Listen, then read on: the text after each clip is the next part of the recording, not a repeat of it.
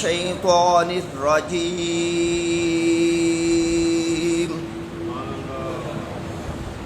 بسم الله الرحمن الرحيم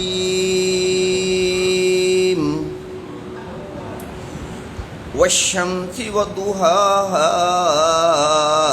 والقمر إذا تلاها والنهار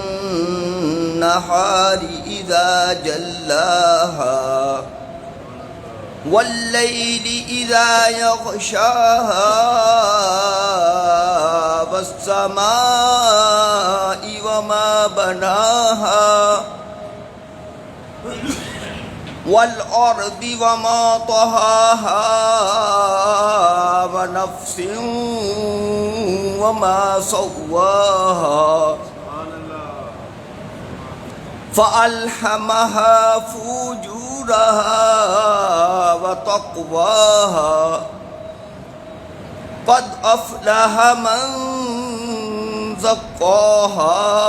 وقد خاب من دساها كذبت ثمود بطغواها إذ انبعث أشقاها فقال لهم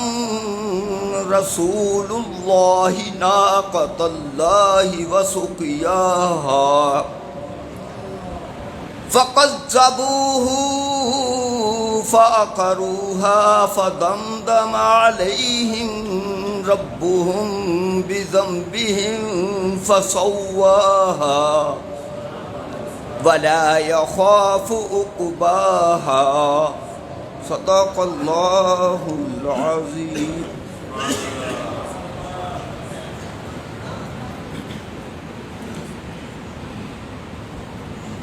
چمک تجھ سے پاتے ہیں سب پانے والے، چمک تجھ سے پاتے ہیں سب پانے والے، میرا دل بھی چمکا دے چمکانے والے. چمک تجھ سے پاتے ہیں سب پانے والے، میرا دل بھی چمکا دے چمکانے والے. مدینے کے خطے خدا تجھ کو رکھے، یا رسول اللہ یا حبیب اللہ. مدینے کے خطے خدا تجھ کو رکھے، غریبوں فقیروں کے ٹھہرانے والے،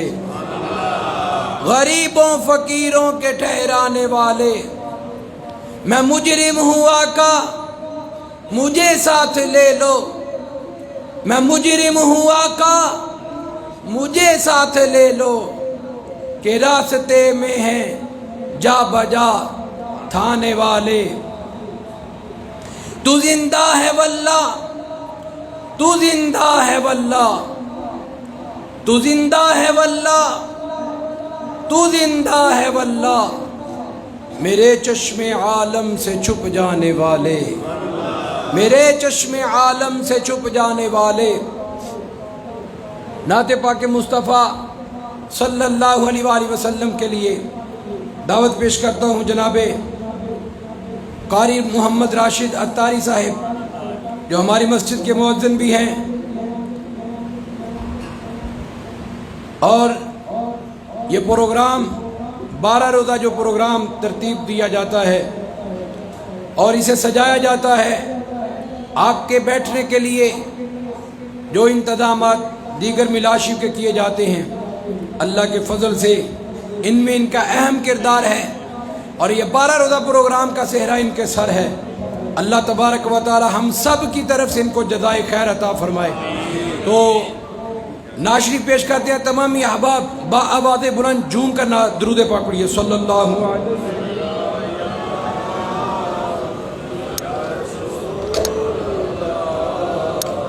صلی اللہ علیہ یا رسول اللہ وسلم علیک یا حبیب اللہ. مدنی دے گیت اسی گاندے رواگے آقا دیاں الحمدللہ بہت پرانا کلام اور سب نو آندہ ہے میرے خیال الحمدللہ تے سارے نے مل کے پڑھنا ہے مدنی دے گیت اسی گاندے رواگے آقا دیاں محفلاں رواگے اللہ دوے ہمتاں تے گج بج کے اللہ دوے ہمتاں تے گج بج کے آقا دا میلاد سونے دا میلاد مناندے رواگے آقا دیاں جاندے رواگے مر جائے پاویں ساڈا ککھ نہ روے مر جائے پاویں ساڈا ککھ نہ روے یا رسول اللہ دے نعرے یا رسول اللہ دے نعرے لاندے رواگے آقا دیاں محفلاں اللہ اکبر نعرہ تکبیر اللہ اکبر نعرہ رسالت یا رسول اللہ نعرہ رسالت مدنی دے گیت اسی گاندے رواگے آقا دیاں محفلاں اور جد تک یارو ساڈی زندگی ہے جد تک یارو ساڈی زندگی ہے شہر مدینے آندے جاندے رواگے شہر مدینے آندے جاندے رواگے آقا دیاں دونوں ہاتھ اٹھا کے میرا مل کے کہنا ہے مدنی دے گیت اسی گاندے رواگے آقا دیاں اور آقا دے دیار چوں آواز آندی ہے آقا دے دیار چوں آواز آندی ہے کھاندے رو اسی ورتاندے رواں کیونکہ کون دیتا ہے دینے کو منہ چاہیے دینے والا ہے سچا ہمارا نبی بھر کے جھولی میری میرے سرکار نے مسکرا کر کہا اور کیا چاہیے کون دیتا ہے دینے کو منہ چاہیے دینے والا ہے سچا ہمارا نبی اور آقا دے دیار چو آواز ہوتی ہے کھاندے رو اسی ورتاندے رواگے کھاندے رو اسی ورتاندے رواگے آقا دیاں اور سب کچھ پار کے حسین بولے کئیاں دے گمان ہے کہ سنی نہ صرف صحابہ اکرام دی اور حضور دی شان بیان کر دینے اہل بیت دا ذکر نہیں کرتے ٹھیک ہے نا اسی الحمدللہ اہل بیت والے بھی ہیں اور صحابہ والے بھی ہیں اس کر کے میں کہنے لگا جی سب کچھ وار کے حسین بول نعرہ تکبیر نعرہ رسالت نعرہ تحقیق نعرہ حیدری علماء حق اہل سنت سب کچھ وار کے حسین بولے مولا اسی یاریانی باندے رواگے مولا اسی یاریانی باندے رواگے آقا دیاں اور گلا مٹھے ماہی دیاں کر کر کے گلا مٹھے ماہی دیاں کر کر کے اپنے نصیب رواں گے اپنے نصیب جگاں دے رواں گے آقا دیا آخری دفعہ میں نہ مل کے کہو مدنی دے گیت اسی رواں ہمت گج وج کے آقا دا میلاد سونے دا میلاد منا دے رواں گے آقا دیاں محفلاں سجا دے ماشاءاللہ آقا دا میلاد بول چھڑو آقا دا میلاد مناندے رواں گے انشاءاللہ بد عقیدہ روک دے رہن گے سنی مناندے رہن گے تے کسے دے روکیا حضور دا جشن میلاد روک سکدا بولو کسے دے روکیا حضور دا جشن میلاد روک سکدا ہاں اے ایسا عمل ہے جڑا 1400 سال تو جاری ہے تے قیامت تک جاری ہے تے مولانا شاہ احمد رضا رحمت اللہ علیہ فرمایا رہے گا یوں ہی ان کا چرچا رہے گا یوں ہی ان کا چرچا رہے گا پڑے خاک ہو جائیں جل جانے والے پڑے خاک ہو جائیں جل جانے والے فرمایا جو نہ بھولا ہم غریبوں کو رضا جو نہ بھولا ہم غریبوں کو رضا حضور دنیا میں تشریف لائے تو سجدہ فرمایا ہماری بخشش کی دعا کی حضور شب معراج گئے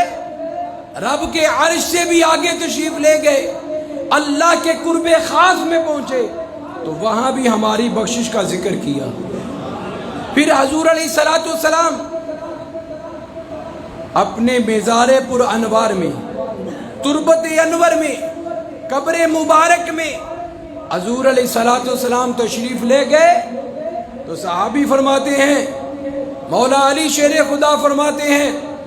کہ میں رحمت عالم صلی اللہ علیہ وسلم کی تربت انور سے نکلنے والا آخری شخص تھا پہلا آخری شخص یعنی سب سے آخر میں نکلا تو فرمایا میں نے دیکھا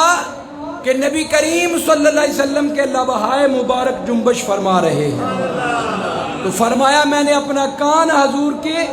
لبہائے مبارک کے قریب کیا تو میں نے سنا کہ حضور علیہ السلام اپنی امت کی بخشش کی دعا کر رہے تھے اسی لیے سرکار نے فرمایا حیاتی خیر لکم ومماتی خیر لکم فرمایا میرا زندہ رہنا بھی تمہارے لیے بہتر ہے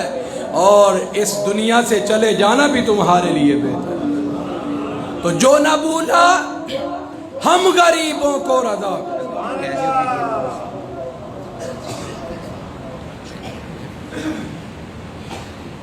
خواتین سے گزارش ہے جو اوپر حال میں تشریف فرما ہے یہ سیڑھیوں کے قریب سے رستہ دے دیں کہ اوپر LCD لگائی ہوئی ہے اور اس کا کریکشن کرنا ہے کیمرے کے ساتھ تو مہربانی فرما کے یہ سائڈ پر رستہ پیش کر دیں ہمارے راشد بھائی اور کیمرہ مین آ رہے ہیں اور آپ اپنا نقاب بھی کر لیں چہرے پر چادر ڈال لیں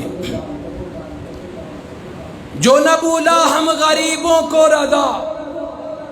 یاد اس کی اپنی عادت کیجئے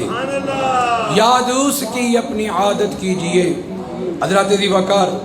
بلا تاخیر عالم نبیل فاضل جلیل استاذ العلماء مفتی شہر حضرت علامہ مولانا مفتی محمد ستین سعیدی صاحب اپنے نورانی وجدانی بیان سے ہمارے قلوب و اذہان کو منور فرماتے ہیں آپ کے موضوع کا عنوان ہے فتنہ دجال اور حضرت سیدنا امام مہدی رضی اللہ تعالیٰ تو زوردار نعرہ کے ساتھ استقبال کیجئے نعرہ تکبیر ابھی نہیں زوردار آواز نعرہ تکبیر نعرہ رسالت نعرہ رسالت جشن عید میلاد النبی جشن عید میلاد النبی علماء حق اہل سنت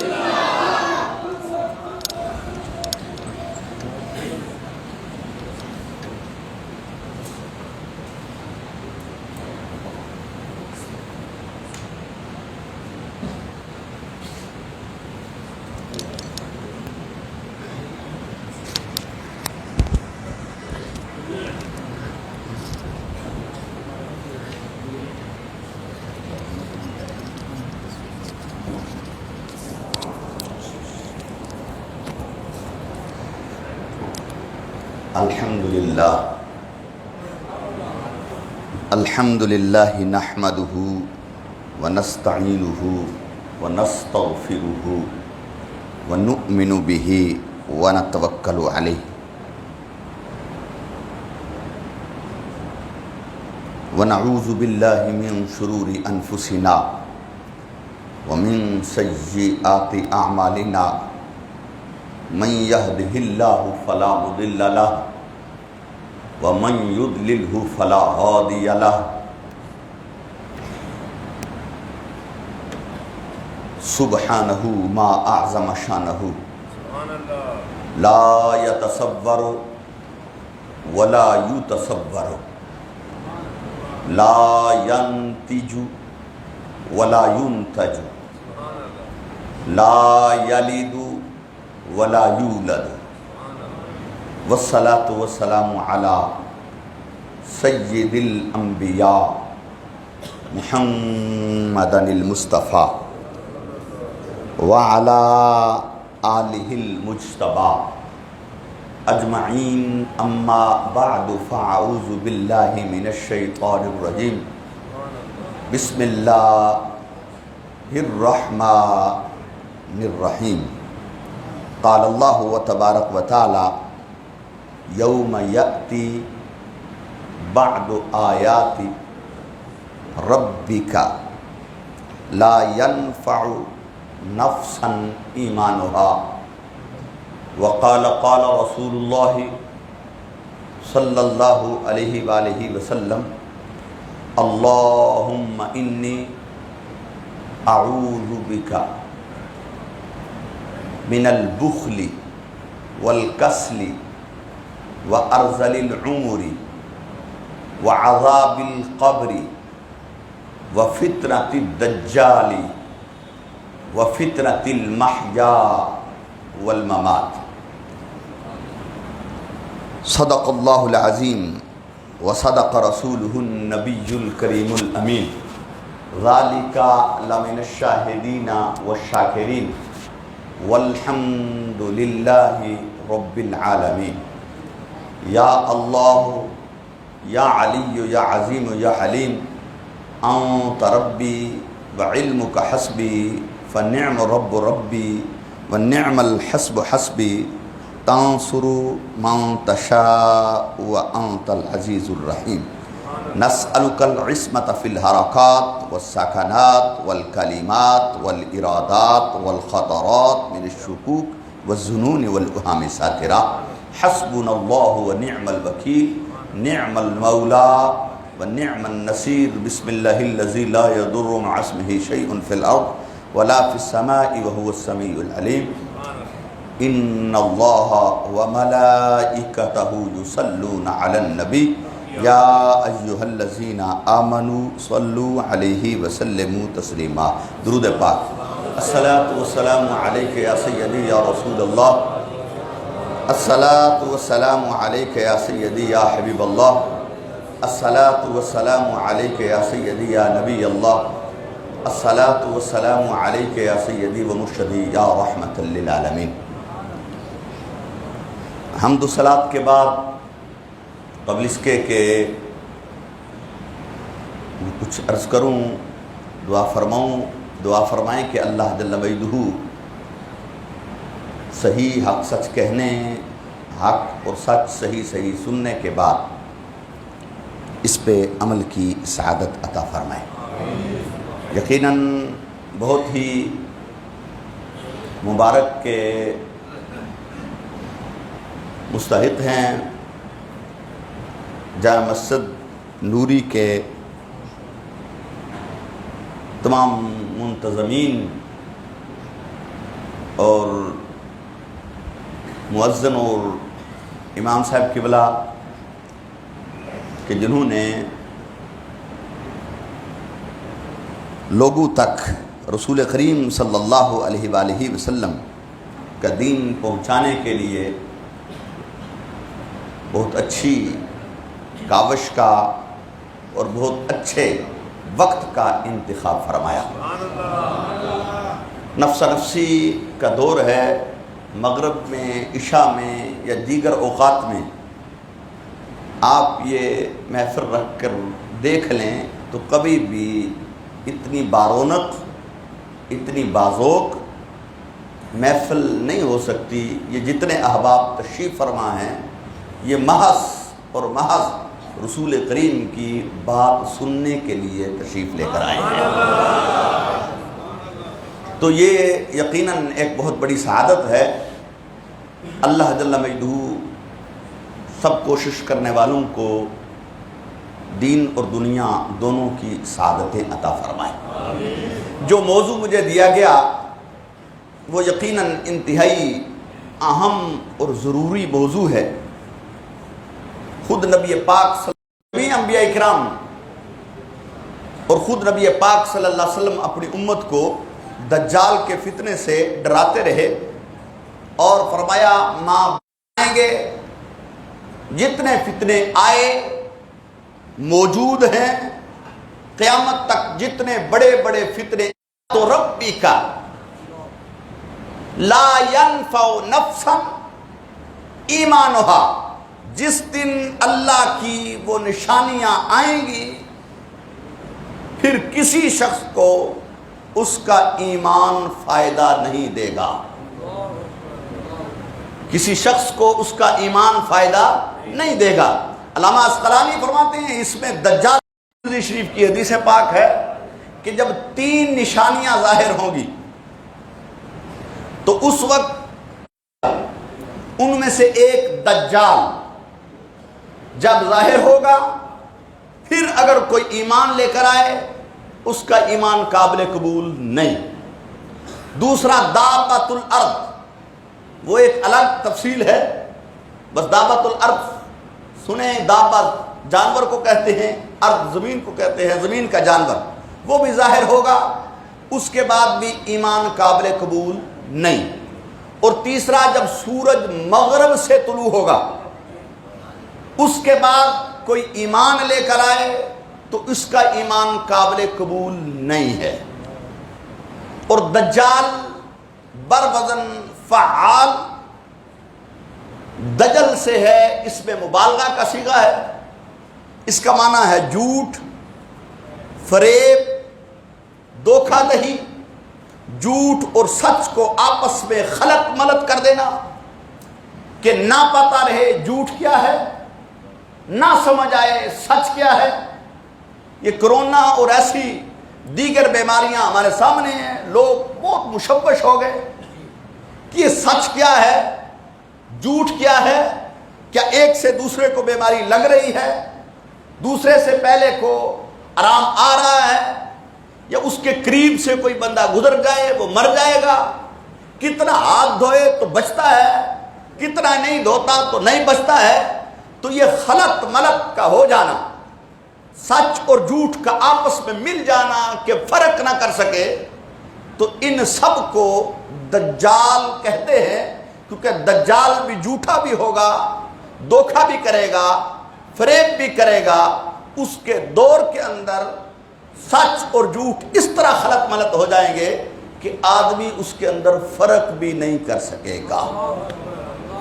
اس لیے اس کو دجال کہتے ہیں۔ اور پھر اس کی اہمیت اسلام کے اندر بیویاں بھی تشریف فرما ہیں، اسلام کی پرورش کے اندر اور اسلام کے ہم تک پہنچنے میں، جہاں وہاں عورتوں کا بھی کوئی کم ہاتھ نہیں ہے۔ ہمارے ہاں گھروں کے اندر ہماری مائیں، ہماری بہنیں، وہ اپنے بچوں کی دینی تربیت کرتی تھی۔ ثلاث خصال، اپنی اولاد کو 3 چیزوں کی محبت سکھلا دو، 3 ادب سکھلا دو۔ فرمایا کہ حب نبیکم، اپنے نبی کی محبت سکھلاؤ، و اہل بیت ہی، اور اپنے نبی کی آل کی محبت سکھلا دو، وحب تلاوت القرآن، اور قرآن پاک کی تلاوت کی محبت بھی اپنی اولاد کو سکھلا دو۔ یہ تینوں کردار ابتداء مائیں گھر میں کرتی تھی، کہ جو بات کرتی تھی تو جب کوئی محبت کا پہلو آتا تو وہ رسول کریم صلی اللہ علیہ وسلم کی بات کرتی تو بچہ سمجھ جاتا کہ میری ماں میرے خامد میرے باپ سے بھی زیادہ، اپنے ماں باپ سے بھی زیادہ اور اپنی اولاد سے بھی زیادہ رسول اللہ سے محبت کرتی ہے۔ تو بچے کے دل میں بھی بیٹھ جاتا کہ سب سے زیادہ ضروری رسول اللہ کی محبت ہے، اور پھر اپنی اولاد کے ساتھ وہ محبت کا اظہار نہ ہوتا۔ جب اپنی اولاد سے محبت کرتی تو اس کی وہ کیفیت، لیکن جب رسول پاک صلی اللہ علیہ وسلم کی اولاد کی محبت کی بات ہوتی تو اس کی کیفیت بدل جاتی، اس کا ظاہر بھی تبدیل ہو جاتا، اس کا باطن بھی جھک جاتا،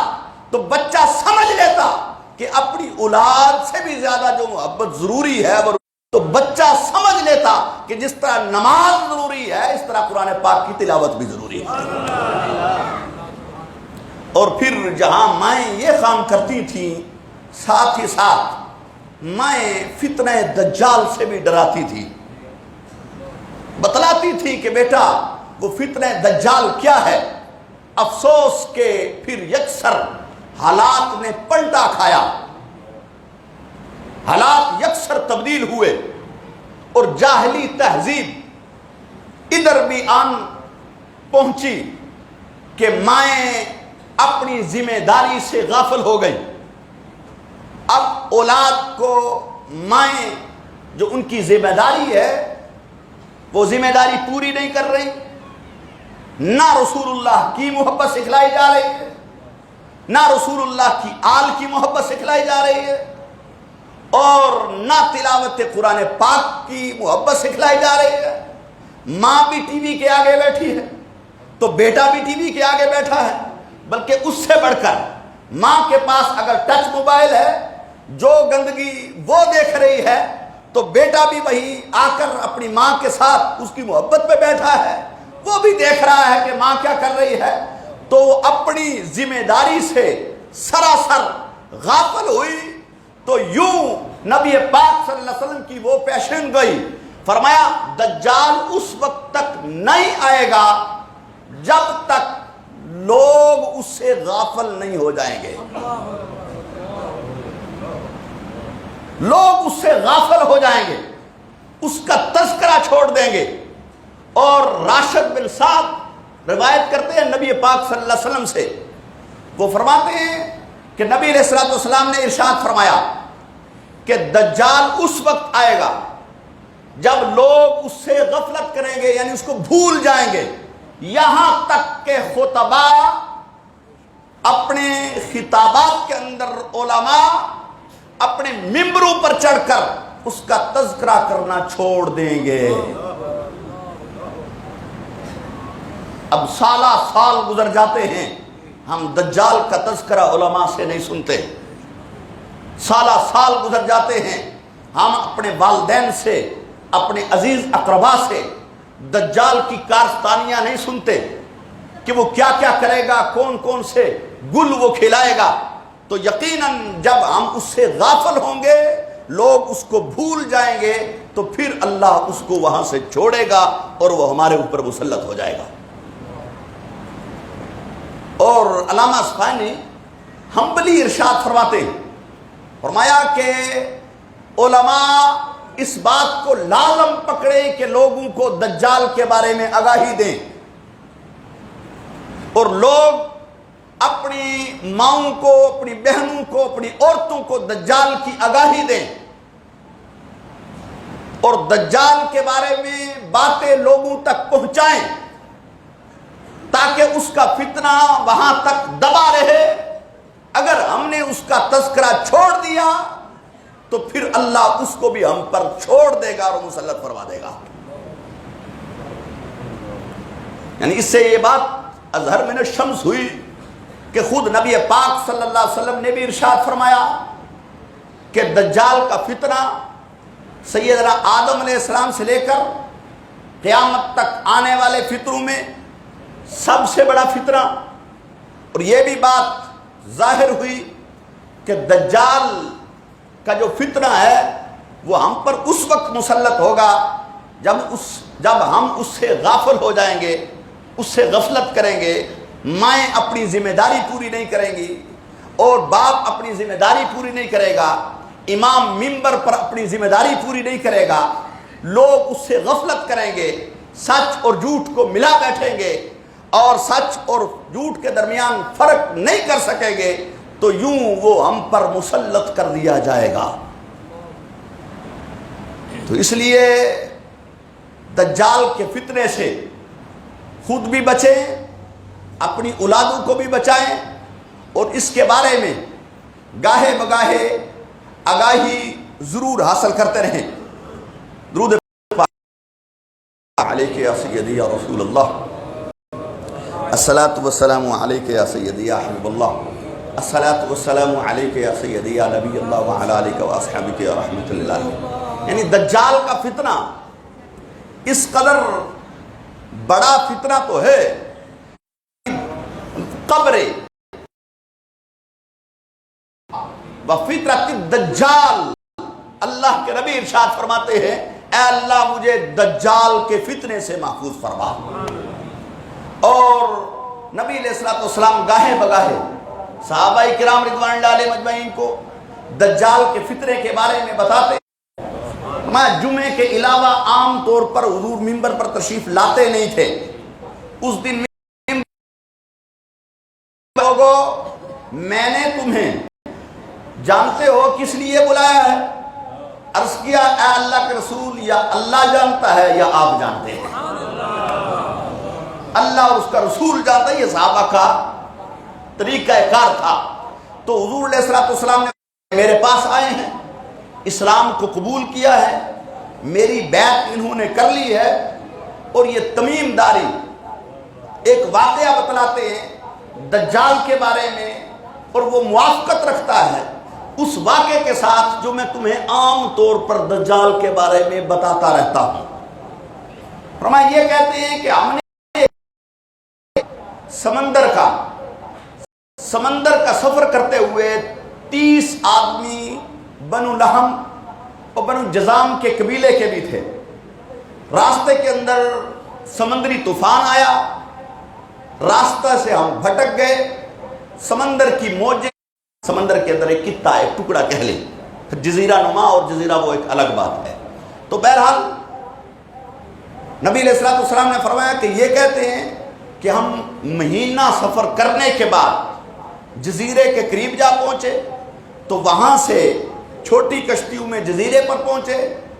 تو جزیرے پر پہنچ کر ہم مغرب ہو چکا تھا، سورج غروب ہونے کو تھا۔ ہم نے ایک شخص کو دیکھا، اس کے جسم پر بال تھے اور اس قدر زیادہ بال تھے کہ نہیں پتا تھا کہ اس کا اگلا حصہ کون سا ہے، اس کا پچھلا حصہ۔ سبھی کچھ اس کا ڈیٹا دوسرے کے پاس محفوظ ہوتا ہے، سب کیمرے لگے ہوئے ہیں اور کہہ رہے ہیں کیمرے کی آنکھ تمہیں دیکھ رہی ہے، اور بعض اوقات اس کو پتہ بھی نہیں ہوتا کہ کیمرہ لگا ہوا ہے، اور سب کچھ اس کا محفوظ ہو جاتا ہے۔ یہ جساسہ، جسوسی کا بہت زیادہ تیز ہو جانا، یہ بھی دجال بات کرو۔ میں ہم ڈر گئے کہ شیطان ہے، تو بہرحال ہم اندر چلے گئے۔ اندر گئے تو ہم نے ایک عجیب مخلوق دیکھی، کڑی الجوان تھا، اس کے ہاتھ گردن کے ساتھ بندھے ہوئے تھے، بڑی بڑی بیڑیاں ڈالی ہوئی تھی، اور اس نے ہمیں دیکھا تو ہم نے اس سے پوچھا تو کیا ہے؟ اس نے کہا کہ تم نے اگر مجھے پا ہی لیا ہے، پہلے تم بتاؤ کہ تم یہاں پہنچے کیسے ہو؟ حضرت تمیم داری فرماتے ہیں جو صحابی رسول ہو چکے تھے کہ میں اس طرح پھل لگتا ہے یا نہیں لگتا؟ ہم نے کہا بڑا زبردست ان کو پھل لگتا ہے، یہ اسرائیل کے اندر، یعنی پہلے فلسطین میں، اب اسرائیل، تو اسرائیل کے اندر یہ بہت مشہور باغ تھے اور ان پر پھل لگتا تھا، پوری دنیا کے اندر یہ باغ مشہور تھے۔ کہا کہ ان کو بہت پھل لگتا ہے، بہت پھل لگا ہوا ہے، کہا ان قریب ان کو پھل لگنا بند ہو جائے گا۔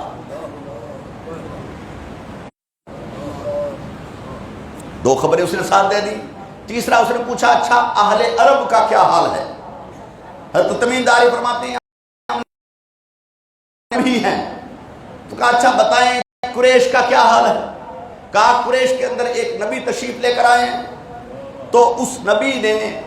آ کر قریش کو اسلام کی دعوت دی۔ ابتداً انہوں نے انکار کیا، پھر اللہ نے اس نبی کو سب پر غلبہ دیا، ماری، پھر کہا ان قریب مجھے یہاں سے چھوڑ دیا جائے گا، میں دجال ہوں، 40 دن کے اندر پوری روئے زمین پر میں پھروں گا،